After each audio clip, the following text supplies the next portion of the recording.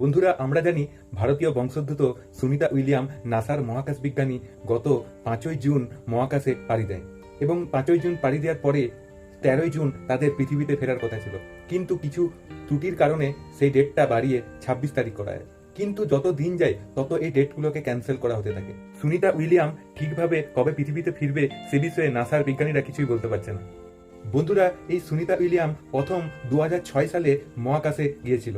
তারপরে তিনি টোটাল 3বার এই মহাকাশে যান।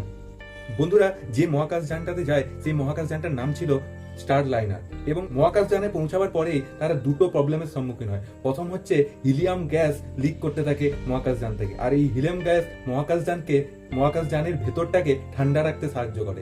আরেকটা যেটা প্রবলেমে পড়েছিল সেটা হচ্ছে থ্রাস্টারটা প্রবলেমের সম্মুখীন হয়। এই থ্রাস্টার জিনিসটা কি? থ্রাস্টার অ্যাকচুয়ালি মহাকাশ যানটার গতিবিধিটাকে কন্ট্রোল করে। অ্যাকচুয়ালি কক্ষপথে এই মহাকাশ যানকে কন্ট্রোল করে এই থ্রাস্টার। কিন্তু শোনা যাচ্ছে মেন থ্রাস্টারে কোনো প্রবলেম হয়নি, ফাইনাল থ্রাস্টারে প্রবলেম হয়েছে। এই ফাইনাল থ্রাস্টার কি?